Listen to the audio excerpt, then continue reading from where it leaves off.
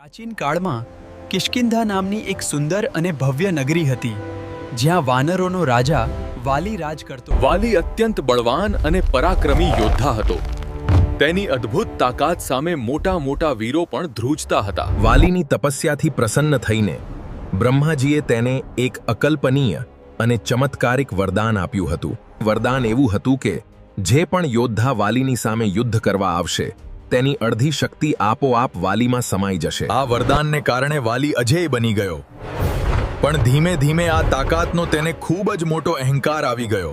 બીજી તરફ એક શાંત જંગલમાં પવનપુત્ર હનુમાનજી એક ઝાડ નીચે બેસીને ધ્યાનમાં મગ્ન હતા.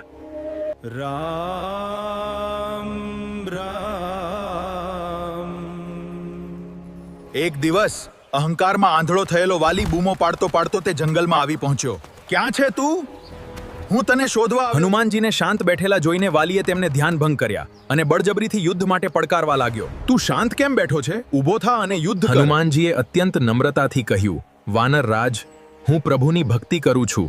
મારે તમારી સાથે કોઈ જ યુદ્ધ કરવું અહીં નથી. જો રામના ભક્ત, તું અને તારો પ્રભુ અહીં શું કરી લેશો? જાઓ, ભાગો અહીંથી.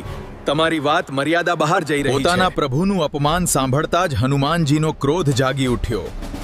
તેમણે વાલીનો પડકાર સ્વીકારી લીધો. આ સમાચાર જ્યારે સ્વર્ગમાં પહોંચ્યા ત્યારે ખુદ બ્રહ્માજી ચિંતામાં પડી ગયા કે હવે પૃથ્વીનું શું થશે. બ્રહ્માજી તરત જ હનુમાનજી પાસે પ્રગટ થયા અને તેમને વાલીના અદ્ભુત વરદાન વિશે ચેતવણી આપી. બ્રહ્માજીએ વિનંતી કરી, હે મહાવીર, કાલે યુદ્ધમાં તમારી પૂરી તાકાત નહીં, માત્ર શક્તિનો 10મો ભાગ જ લઈને જજો. બીજા દિવસે સવાર પડી. વાલી અખાડાની વચ્ચોવચ્ચ છાતી કાઢીને ઊભો હતો, જીતની ખાતરી સાથે. હનુમાનજી ધીમા પણ મક્કમ પગલે અખાડામાં પ્રવેશ્યા.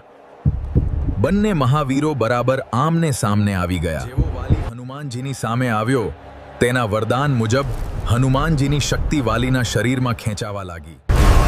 પરંતુ આ શું? વાલીના શરીરમાં શક્તિનો એવો પ્રચંડ પ્રવાહ વહેવા લાગ્યો કે તેનું શરીર તેને સહન જ ન કરી શક્યું.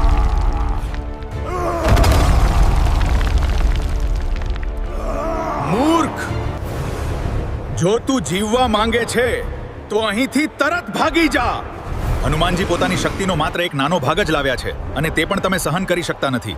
જો તેઓ પોતાની પૂરી શક્તિ લાવ્યા હોત તો તમે ભસ્મીભૂત થઈ ગયા હોત.